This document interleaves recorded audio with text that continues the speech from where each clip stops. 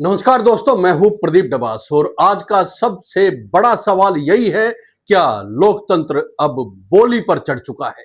क्या संसद के भीतर बैठे सांसद अब जनता की आवाज नहीं बल्कि रुपयों की खनक पर नाचने वाली कठपुतली बन गए हैं?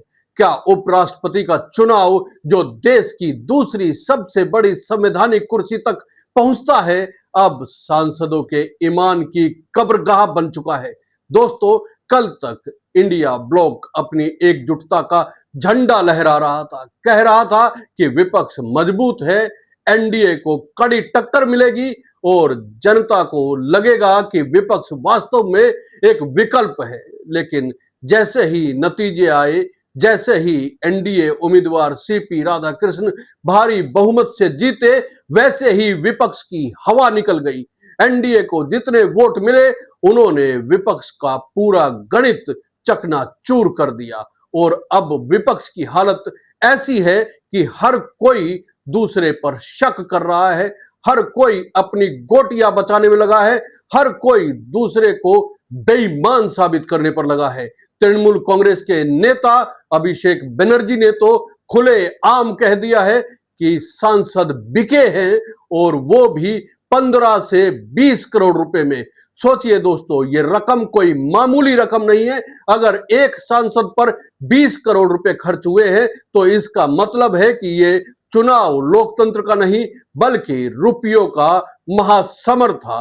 अब सवाल उठता है, क्या यही वो सांसद है जिन्हें जनता ने भरोसा करके संसद भेजा?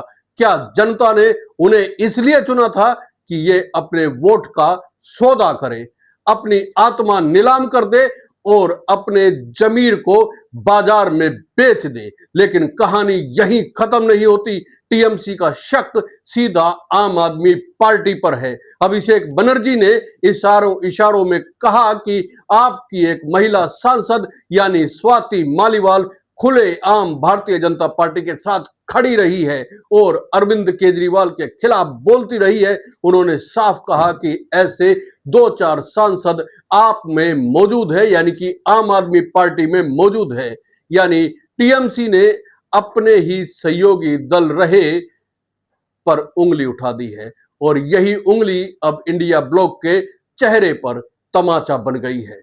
अब जरा सोचिए दोस्तों, जिस इंडिया ब्लॉक को मोदी और भारतीय जनता पार्टी के सामने एकजुट होना था, वही इंडिया ब्लॉक उपराष्ट्रपति चुनाव के बाद आपस में सिर फुटबॉल कर रहा है। एक तरफ टीएमसी है जो आप पर आरोप लगा रही है, दूसरी तरफ आम आदमी पार्टी है जो टीएमसी को जवाब दे रही है। आम आदमी पार्टी का दावा है कि हमारे सारे सांसद एकजुट थे, सिर्फ एक को छोड़कर, और उल्टा आरोप ये कि विपक्ष के 27 सांसद एनडीए के साथ चले गए और 12 भारतीय जनता पार्टी सांसद विपक्ष के उम्मीदवार को वोट दे गए। यानी पूरा चुनाव सवालों के भंवर में फंस गया है। तो क्या यह क्रॉस वोटिंग विपक्ष के भीतर गहरे अविश्वास का सबूत है दोस्तों, या फिर ये साबित करता है कि सांसदों की आत्मा अब रुपयों के तराजू में तोली जा सकती है? सवाल यह भी है कि अगर सांसद बिकेंगे तो जनता किस पर भरोसा करेगी? जनता तो संसद को अपने प्रतिनिधि के रूप में, सांसद को अपने प्रतिनिधि के रूप में भेजती है, न कि मंडी में बिकने वाले माल की तरह। अब दोस्तों, सबसे बड़ा मुद्दा है उस रकम का, 15 से 20 करोड़ रुपए प्रति सांसद। ये आरोप कोई मामूली नहीं है, ये रकम कोई छोटी रकम नहीं है। सवाल उठता है कि आखिर इतनी बड़ी रकम आई कहां से? अगर ये आरोप सच है तो किसने दी, किसे मिली, और क्या लोकतंत्र अब इतना सस्ता हो गया है कि करोड़ों में सांसद बिक जाए? टीएमसी कह रही है कि हमारे सारे 41 सांसदों ने विपक्षी उम्मीदवार रेड्डी को वोट दिया, लेकिन यह भी कह रही है कि गुप्त मतदान की वजह से पक्के तौर पर कहना मुश्किल है, यानी शक तो है लेकिन सबूत नहीं है। दूसरी तरफ आप कह रही है कि हमारे सब सांसद एकजुट थे, सिर्फ एक मालीवाल को छोड़कर। लेकिन असली सवाल यह है, अगर सब एकजुट थे तो एनडीए प्रत्याशी को अपेक्षा से कहीं ज्यादा वोट कैसे मिल गए? क्या ये सब झूठ बोल रहे हैं क्या विपक्ष अपनी इज्जत बचाने के लिए एक दूसरे पर आरोप बढ़ रहा है? सोचिए दोस्तों, ये तस्वीर कितनी खतरनाक है। विपक्ष की एकता का ढिंडोरा पीटने वाले नेता आज अपनी ही पार्टी पर शक जता रहे हैं। कांग्रेस, शिवसेना, उद्धव गुट, डीएमके, आप और यहां तक कि टीएमसी, हर कोई शक के घेरे में है। महाराष्ट्र से लेकर दिल्ली, पंजाब से लेकर तमिलनाडु तक हर जगह से क्रॉस वोटिंग की खबरें आ रही है और कांग्रेस के नेता मनीष तिवारी तो सीधी जांच की मांग कर रहे हैं। लेकिन सवाल यह है, जांच कौन करेगा? जब पूरा विपक्ष ही शक के दायरे में है तो जांच के नाम पर कौन सच सामने लाएगा? और क्या जनता को कभी पता लग पाएगा कि कौन सांसद बिके और कौन ईमानदार रहा? दोस्तों, लोकतंत्र का सबसे बड़ा खतरा यही है। जनता वोट देती है, सांसद संसद में जाते हैं और फिर वही सांसद अपने वोट को बेच देते हैं। और जब सबसे ऊंचे पद का चुनाव पैसे के दम पर होगा तो फिर जनता का भरोसा कैसे बचेगा? क्या उपराष्ट्रपति जैसे पद का चुनाव भी अब सौदेबाजी का खेल बन चुका है, जैसा टीएमसी का आरोप है? अब एक और बड़ा सवाल है, क्या एनडीए को इतने ज्यादा वोट मिलना सिर्फ विपक्ष की कमजोरी का सबूत है, या फिर ये साबित करता है कि विपक्ष के भीतर ही बड़ी दरारें हैं?